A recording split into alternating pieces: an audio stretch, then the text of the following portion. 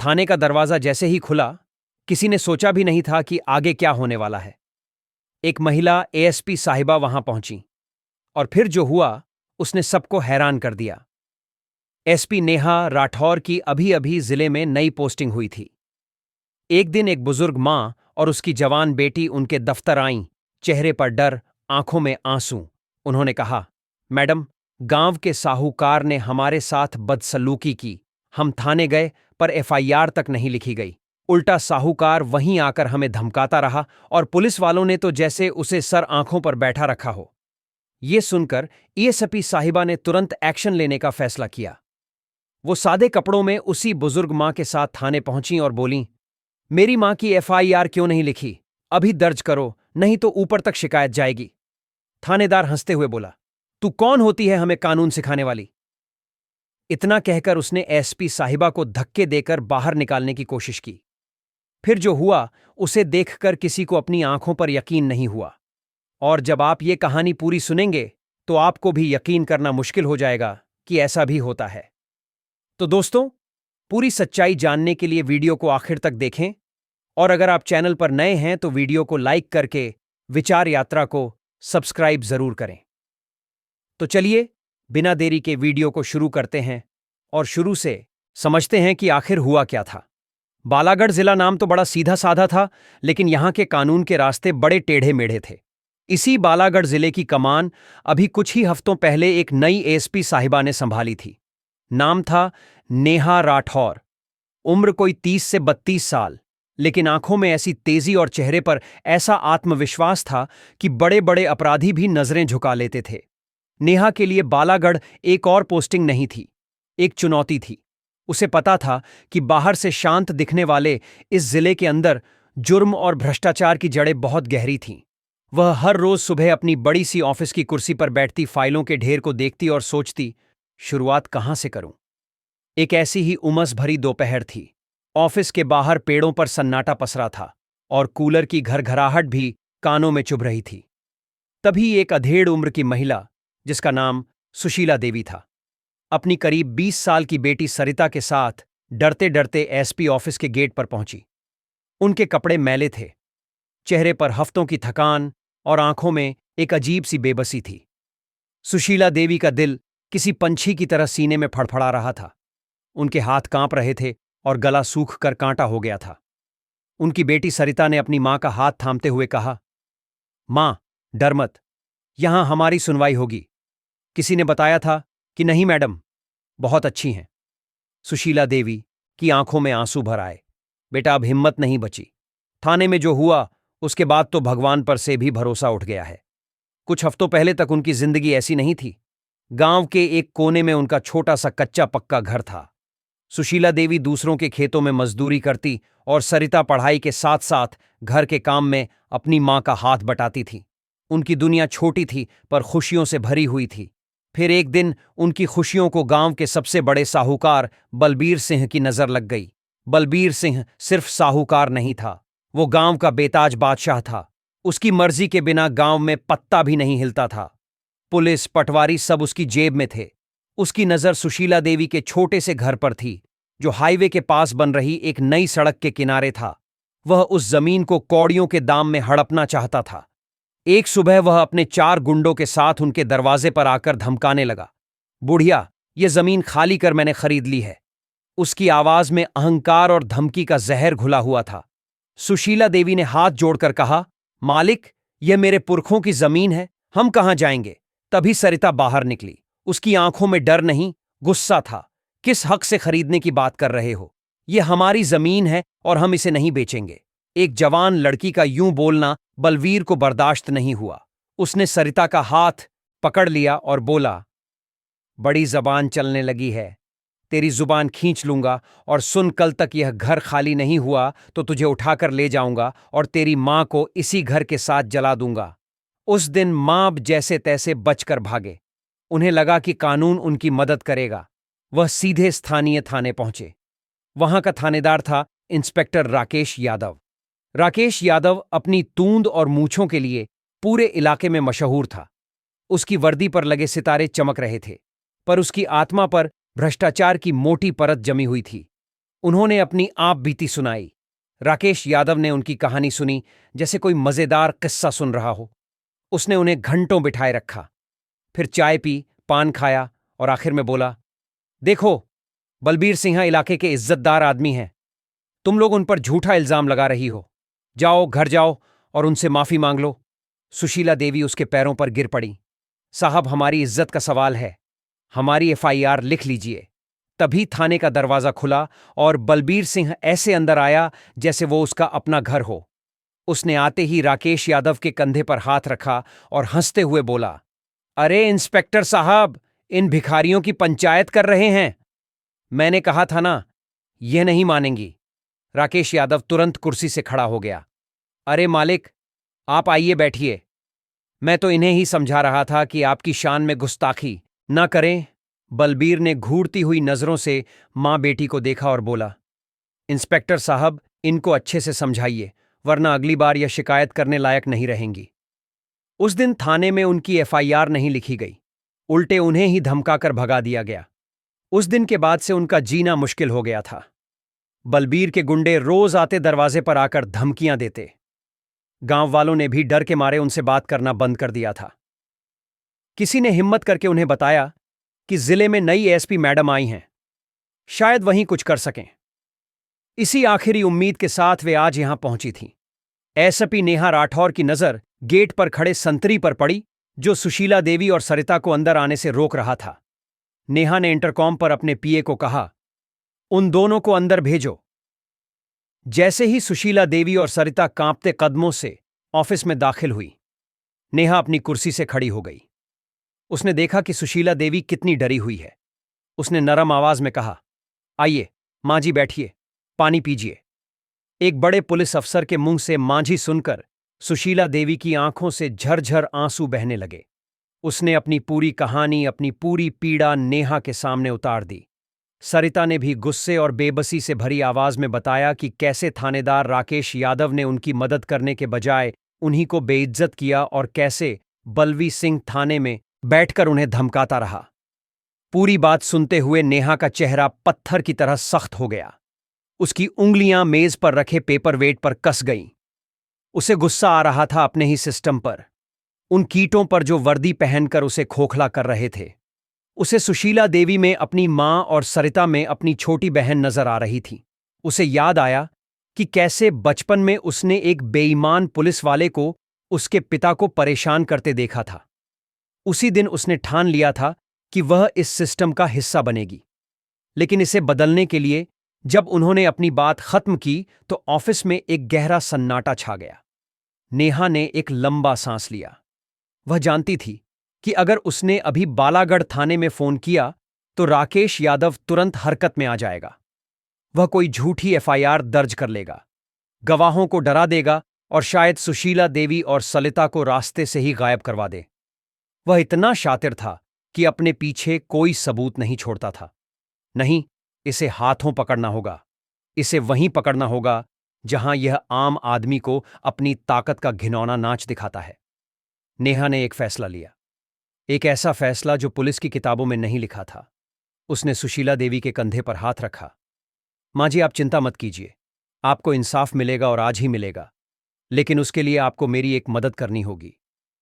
सुशीला देवी ने हैरानी से पूछा, कैसी मदद बिटिया? आपको मेरे साथ एक बार फिर उसी थाने में चलना होगा। यह सुनते ही सुशीला देवी और सरिता के चेहरे का रंग उड़ गया। सरिता बोली, नहीं मैडम, हम वहां दोबारा नहीं जा सकते। वह राकेश यादव हमें मार डालेगा। नेहा ने मुस्कुराकर कहा, इस बार आप अकेली नहीं होंगी। इस बार आपकी यह बेटी आपके साथ चलेगी। उसने अपने पीए को बुलाया और उसे कुछ निर्देश दिए। जाओ, मेरे लिए एक साधारण सा सलवार सूट लेकर आओ। और हां, गाड़ी तैयार रखो, लेकिन पुलिस की नहीं, एक प्राइवेट जीप। पीए हैरान था, मगर वो मैडम के काम करने का तरीका जानता था। वो चुपचाप चला गया। नेहा ने सुशीला देवी को समझाया कि देखिए मां जी, मैं वहां एसपी बनकर नहीं जाऊंगी। मैं आपकी बेटी बनकर जाऊंगी। मैं देखना चाहती हूं कि वह लोग एक आम नागरिक के साथ कैसा बर्ताव करते हैं। आपको बस इतना करना है कि आप मुझे पहचानेंगी नहीं। क्या आप कर पाएंगी? सुशीला देवी की आंखों में अब डर की जगह एक नई चमक थी। उन्होंने नेहा के सिर पर हाथ फेरते हुए कहा, हाँ बेटिया, तू हमारी खातिर इतना कर रही है तो हम अपनी जान भी दे देंगे। आधे घंटे बाद एसीपी नेहा राठौर एक साधारण से नीले रंग के सलवार सूट में थी। उसने अपने बाल बांध लिए थे और चेहरे पर कोई मेकअप नहीं था। उसे देखकर कोई नहीं कह सकता था कि यह बालागढ़ जिले की सबसे बड़ी पुलिस अफसर है। वह सुशीला देवी और सरिता के साथ एक प्राइवेट जीप में बैठी और बालागढ़ थाने की ओर चल पड़ी। गाड़ी में खामोशी थी। सुशीला देवी का दिल अभी भी जोर जोर से धड़क रहा था, पर अब उस धड़कन में डर के साथ साथ एक अजीब सा रोमांच भी था। सरिता बार बार शीशे से नेहा को देख रही थी। उसे अपनी आंखों पर यकीन नहीं हो रहा था कि एक एसपी खुद उनके लिए इतना बड़ा खतरा मोड़ ले रही है। नेहा की नजरें सड़क पर थीं, पर उसका दिमाग किसी शतरंज के खिलाड़ी की तरह अगली चालें सोच रहा था। बालाघर थाने के बाहर का माहौल हमेशा की तरह था। कुछ पुलिस वाले सुस्ता रहे थे। एक कोने में चाय की दुकान पर भीड़ लगी थी और हवा में एक अजीब सी लापरवाही तैर रही थी। जैसे ही नेहा, सुशीला देवी और सरिता के साथ जीप से उतरी, बाहर बैठे एक हवलदार ने उन्हें घूर कर देखा और अपनी मूंछों पर ताव दिया। थाने के अंदर घुसते ही एक अजीब सी ऊब ने उनका स्वागत किया। सीलन, पसीने और पुरानी फाइलों की मिली-जुली गंध। सामने ही एक मुंशी अपनी मेज पर बैठा खर्राटे ले रहा था। नेहा ने खांसकर उसका ध्यान अपनी ओर खींचा। मुंशी ने बड़ी मुश्किल से आंखें खोलीं और उन्हें ऊपर से नीचे तक ऐसे देखा जैसे वे कोई कीड़े मकोड़े हों। क्या काम है? उसकी आवाज में रूखापन था। नेहा ने बड़ी शांति से कहा, रिपोर्ट लिखवानी है। इंस्पेक्टर साहब कहाँ हैं? मुंशी ने पान की पीक थूकते हुए कहा, इंस्पेक्टर साहब बिजी हैं, कल आना। सुशीला देवी का डर फिर शो भरने लगा। वह पीछे हटने ही वाली थी कि नेहा ने उसका हाथ पकड़ लिया। नेहा ने अपनी आवाज थोड़ी ऊंची की, हमें आज ही रिपोर्ट लिखवानी है और अभी लिखवानी है। बुलाइए अपनी इंस्पेक्टर साहब को। उसकी आवाज में जो दृढ़ता थी उसे मुंशी थोड़ा चौंका। उसने अंदर की तरफ आवाज लगाई, अरे कोई है? देखो ये कौन चिल्ला रहा है? अंदर के कमरे से इंस्पेक्टर राकेश यादव बाहर निकला। उसके मुंह में पान भरा हुआ था और शर्ट के ऊपर के 2 बटन खुले थे। उसने पहले तो नेहा को देखा, फिर उसकी नजर सुशीला देवी पर पड़ी और उसके चेहरे पर एक घिनौनी मुस्कान फैल गई। अरे ओ बुढ़िया, तू फिर आ गई। मैंने मना किया था ना कि दोबारा यहां अपनी शक्ल मत दिखाना। दिमाग खराब है क्या तेरा? सुशीला देवी डर के मारे नेहा के पीछे छिप गई। अब नेहा सामने आई। उसकी आंखों में एक अजीब सी आग थी। इंस्पेक्टर साहब, आपने इनकी एफआईआर क्यों नहीं लिखी? राकेश यादव ठहाका मारकर हंसा। थाने में मौजूद बाकी पुलिस वाले भी हंसने लगे। तू कौन होती है मुझसे ये पूछने वाली? इसकी नई नई वकील बनी है क्या? शक्ल देखिए, अपनी बड़ी आई कानून सिखाने वाली। नेहा राठौर ने शांत रहते हुए कहा, मैं भी हूं एक नागरिक और आप एक पब्लिक सर्वेंट हैं। आपका फर्ज है हमारी शिकायत सुनना। आप इनकी एफआईआर अभी दर्ज कीजिए, वरना इसकी शिकायत ऊपर तक जाएगी, ऊपर तक जाएगी। राकेश यादव अब गुस्से में आ गया था। उसका अहंकार चोट खा चुका था। तू मुझे धमकी देगी? तेरी यह हिम्मत, तुझे पता है मैं कौन हूं? अभी तुझे ऐसी जगह बंद करूंगा कि सारी हेकड़ी निकल जाएगी। वो आगे बढ़ा और उसने नेहा का हाथ पकड़कर उसे बाहर की ओर धकेलने की कोशिश की। चल निकल, यहां से दफा हो जा। और तू बुढ़िया, अगर कल सुबह तक गांव खाली नहीं किया तो बलवीर सिंह जो कह रहे थे वही होगा। ये उसकी सबसे बड़ी गलती थी। जिस पल राकेश यादव ने नेहा का हाथ पकड़ा, थाने की हवा जैसे जम सी गई। नेहा ने एक झटके से अपना हाथ छुड़ाया। उसकी आंखों में अब वह बनावटें डर नहीं बल्कि एक शेरनी वाला गुस्सा था। एक ऐसा गुस्सा जो सब कुछ जलाकर राख कर सकता था। उसने अपनी शांत लेकिन गरजती हुई आवाज में कहा, जो पूरे थाने में गूंज गई, हिम्मत तो देखो तुम्हारी इंस्पेक्टर, एक औरत पर हाथ उठाते हो। उसने अपने पर्स से अपना आईडी कार्ड निकाला, उसे राकेश यादव की आंखों के ठीक सामने खोल दिया। कार्ड पर अशोक स्तंभ चमक रहा था और नीचे मोटे अक्षरों में लिखा था, नेहा राठवार, सुपरिटेंडेंट ऑफ पुलिस, जिला बालागढ़। राकेश यादव की आंखें फटी की फटी रह गईं। उसके हाथ से पान की डिबियां छूटकर जमीन पर गिर गईं। एक पल के लिए उसे लगा कि वह कोई सपना देख रहा है। उसके कानों में नेहा की आवाज हथौड़े की तरह पड़ी, नाम है नेहा राठौर, इस जिले की नई एसपी। अब बताओ ऐसे मिलता है यहां की जनता को इंसाफ? पूरे थाने में मौत जैसा सन्नाटा छा गया। जो पुलिस वाले अब भी हंस रहे थे, उनके चेहरे सफेद पड़ गए थे। मुंशी अपनी कुर्सी के नीचे घुसने की कोशिश कर रहा था। चाय वाला डरकर केतली छोड़कर भाग खड़ा हुआ और इंस्पेक्टर राकेश यादव उसके पैरों के नीचे से जैसे जमीन खिसक गई थी। जिस जुबान से वह अभी जहर उगल रहा था, अब तालू से चिपक गई थी। उसका शरीर कांपने लगा।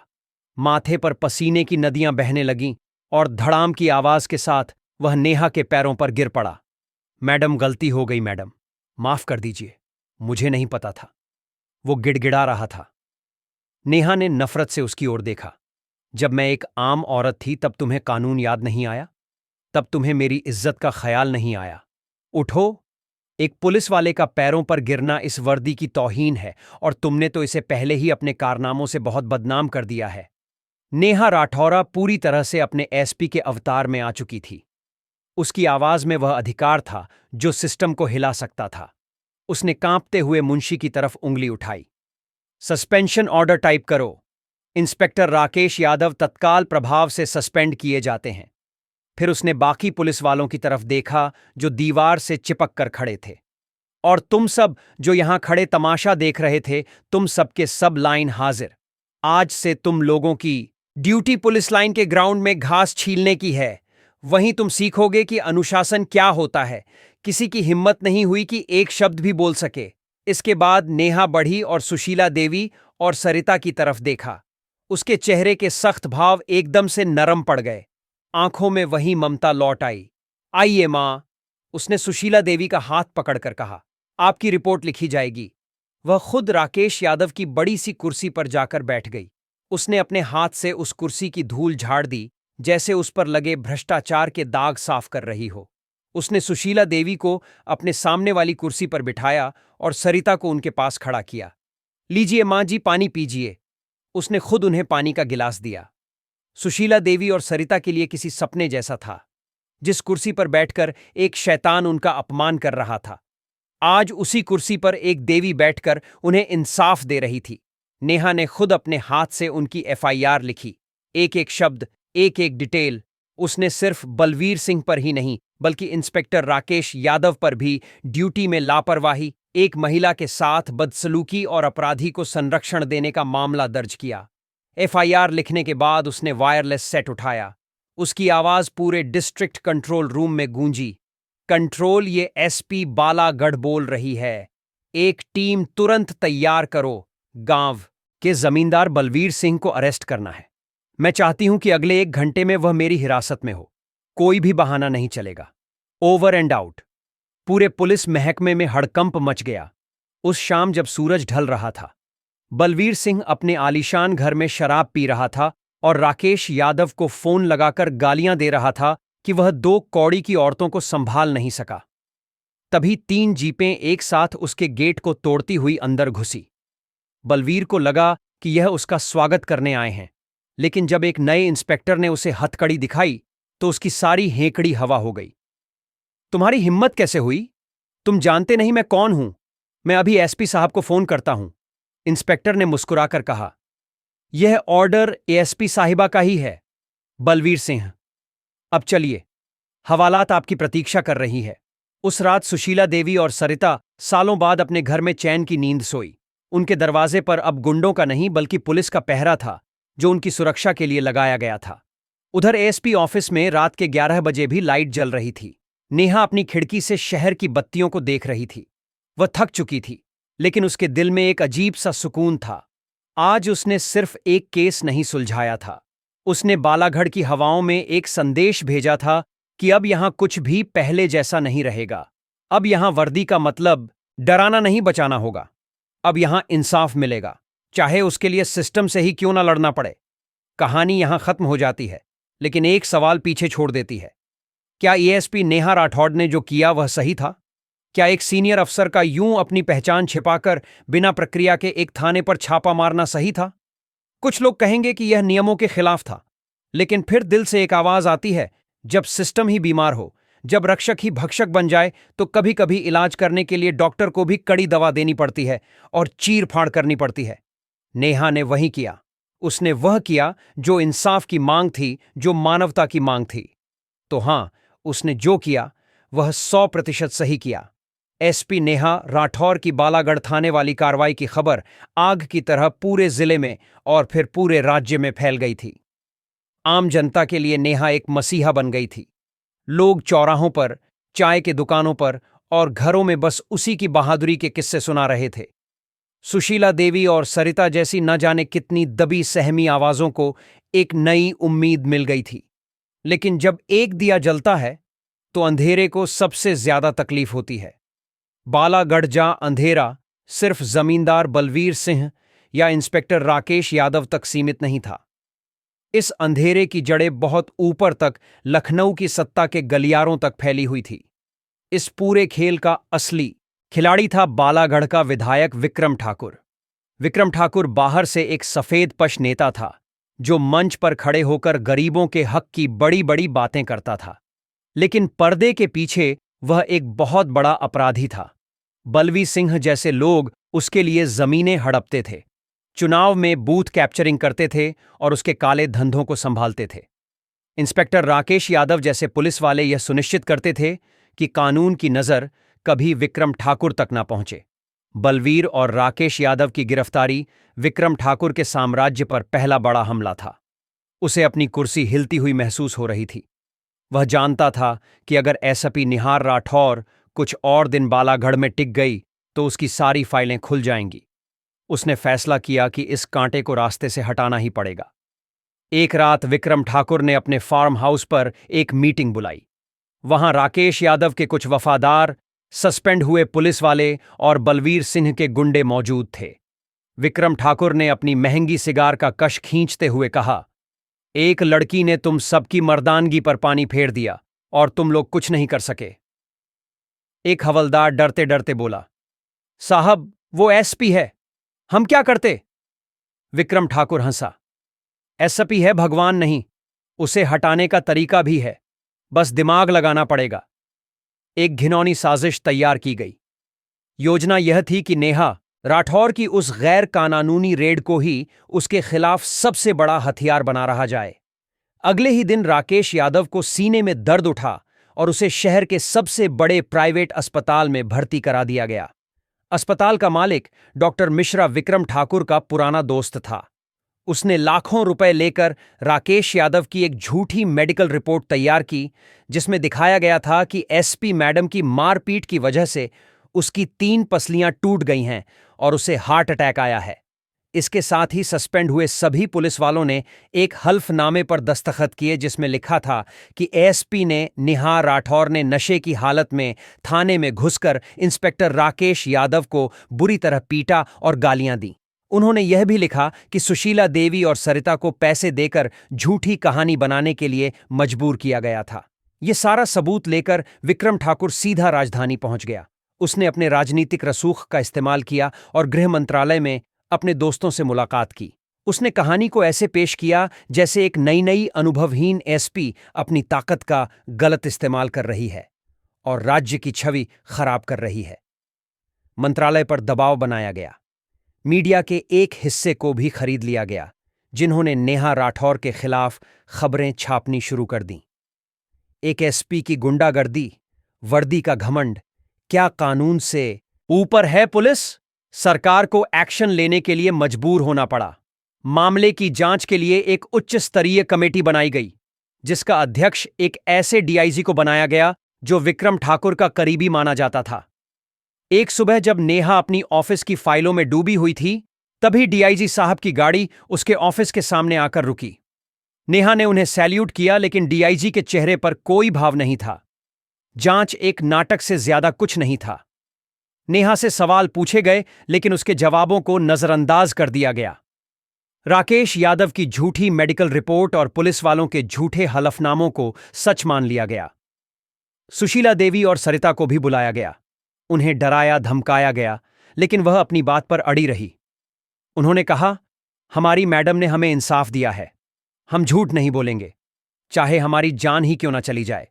लेकिन उनकी सच्ची गवाही को दबाव में दिया गया बयान कहकर खारिज कर दिया गया।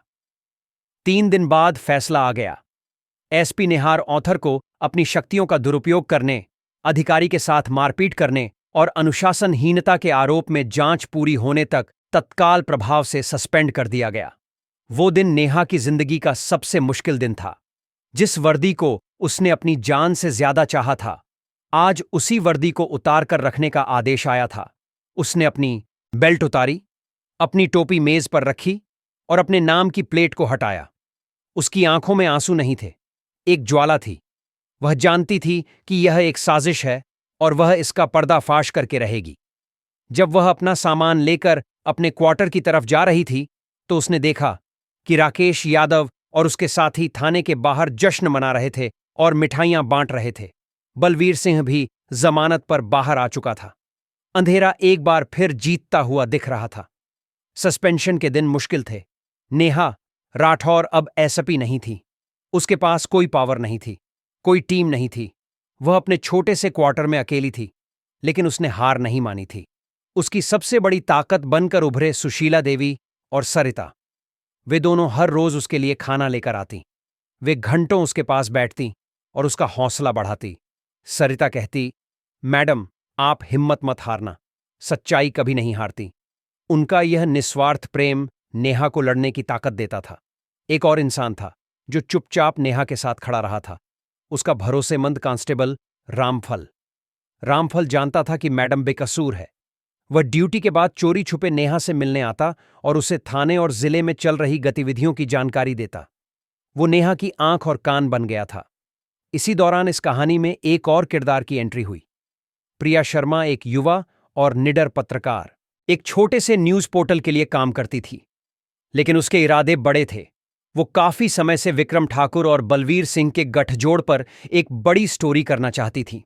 जब उसने नेहा राठौर के सस्पेंशन की खबर सुनी, तो उसे तुरंत समझ में आ गया कि यह मामला उतना सीधा नहीं है जितना दिख रहा है। प्रिया ने हिम्मत करके नेहा से संपर्क किया। शुरू में नेहा को उस पर शक हुआ, लेकिन जब उसने प्रिया की आंखों में सच्चाई के लिए लड़ने की वही आग देखी जो उसके अंदर थी, तो उसने उस पर भरोसा कर लिया। अब एक नई टीम बन चुकी थी। एक सस्पेंडेड एसपी, एक ईमानदार कांस्टेबल और एक निडर पत्रकार, और उनका मिशन था विक्रम ठाकुर के काले साम्राज्य का पर्दाफाश करना। तीनों ने मिलकर काम करना शुरू कर दिया। नेहा अपने अनुभव से रणनीति बनाती, प्रिया अपनी पत्रकारिता की स्किल्स का इस्तेमाल करके जानकारी निकालती, और रामफल अंदर का आदमी बनकर उन्हें जरूरी सूचनाएं देता। सबसे पहला टारगेट था डॉक्टर मिश्रा की झूठी मेडिकल रिपोर्ट। प्रिया ने एक मरीज बनकर डॉक्टर मिश्रा के अस्पताल में स्टिंग ऑपरेशन किया। उसने डॉक्टर को यह कहते हुए रिकॉर्ड कर लिया कि पैसे फेंको तो जिंदा आदमी को मुर्दा और मुर्दे को जिंदा साबित कर दूं। यह एक बड़ा सबूत था। दूसरा कदम था सस्पेंड हुए पुलिस वालों में से किसी एक को तोड़ना। रामफल ने एक ऐसे हवलदार से संपर्क किया जिसे पैसे का सबसे कम हिस्सा मिला था और जो अब पछता रहा था। नेहा ने खुद भेष बदलकर उसे मुलाकात की और उसे समझाया। उसने उसे वादा किया कि अगर वह सच बताएगा तो उसकी नौकरी बचाने में मदद की जाएगी। हवलदार सरकारी गवाह बनने के लिए तैयार हो गया, लेकिन सबसे बड़ा सबूत अभी बाकी था। उन्हें विक्रम ठाकुर को सीधे बलवीर सिंह के काले धंधों से जोहमा था। प्रिया को पता चला कि विक्रम ठाकुर का एक पुराना मुंशी था जिसे उसने धोखा देकर निकाल दिया था।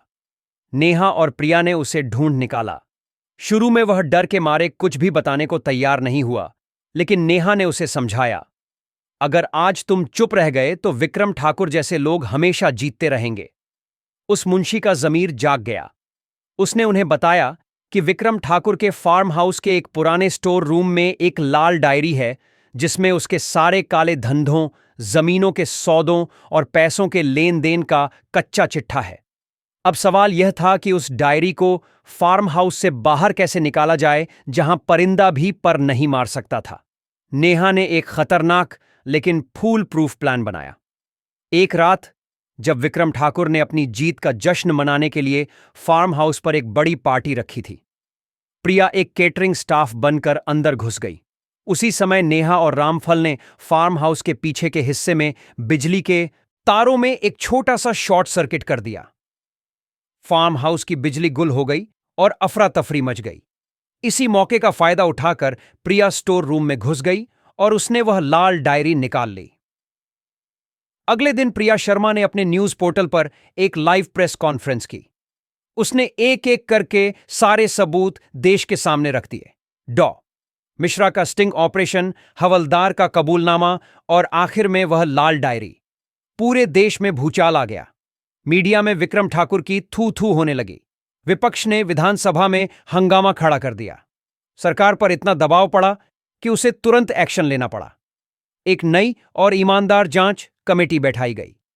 विक्रम ठाकुर, बलवीर सिंह, राकेश यादव और डॉ मिश्रा सबको गिरफ्तार कर लिया गया और एसपी नेहा राठौर को न सिर्फ बाइज्जत बरी किया गया, बल्कि उनके सस्पेंशन को रद्द करके उन्हें दोबारा बालागढ़ का एसपी नियुक्त किया गया। इस बार पूरे सम्मान के साथ जिस दिन नेहा ने दोबारा अपनी वर्दी पहनी, वह दिन बालागढ़ के इतिहास में दर्ज हो गया। हजारों की संख्या में आम लोग उसके ऑफिस के बाहर इकट्ठा हो गए थे। वे फूल मालाएं लेकर आए थे और एसपी नेहा राठौर जिंदाबाद के नारे लगा रहे थे। नेहा ने अपनी गाड़ी से उतरकर सबसे पहले सुशीला देवी और सरिता को गले लगाया। उनकी आंखों में खुशी के आंसू थे। नेहा राठौर ने माइक हाथ में लिया और कहा, यह जीत मेरी नहीं, आप सबकी है। यह जीत सच्चाई की है और मैं आपसे वादा करती हूं कि जब तक मैं यहां हूं, बालागढ़ में कोई भी विक्रम ठाकुर या बलवीर सिंह आम आदमी की आवाज को दबा नहीं पाएगा। उसने अपनी कुर्सी पर बैठकर सबसे पहला ऑर्डर निकाला, बालागढ़ में भूमाफिया के खिलाफ एक स्पेशल टास्क फोर्स बनाने का। अंधेरा हार चुका था, रोशनी की जीत हुई थी। तो दोस्तों, यह थी हमारी कहानी वर्दी का असली मतलब। यह कहानी हमें सिखाती है कि रास्ता कितना भी मुश्किल क्यों ना हो, अगर इरादे नेक हो और हिम्मत हो तो सच्चाई की जीत जरूर होती है। अगर आपको एसपी नेहा राठौर का यह इंसाफ, उसका जज्बा और उसकी लड़ाई पसंद आई हो तो इस कहानी को लाइक जरूर करें और भविष्य में भी ऐसी ही दमदार और प्रेरणादायक कहानियों के लिए हमारे साथ बने रहें। दोस्तों, इस कहानी का उद्देश्य किसी की भावना को ठेस पहुंचाना नहीं है, बल्कि समाज में जागरूकता फैलाना है ताकि हम सब मिलकर अन्याय और अपराध के खिलाफ खड़े हो सकें। अगर यह वीडियो आपको पसंद आया हो तो एक लाइक जरूर करें और कमेंट में जय श्री राम लिखना ना भूलें। साथ ही हमारे YouTube चैनल को सब्सक्राइब करना बिल्कुल ना भूलें ताकि हम आपको आगे भी ऐसी सच्ची, प्रेरक और रोमांचक कहानियां ला सकें। जहां भी रहें, सुरक्षित रहें, सतर्क रहें और अपने आसपास हो रहे अन्याय के खिलाफ आवाज उठाना कभी ना भूलें। आपके समय और सहयोग के लिए दिल से धन्यवाद। फिर मिलते हैं एक नई सच्ची कहानी के साथ। तब तक के लिए जय हिंद, जय भारत।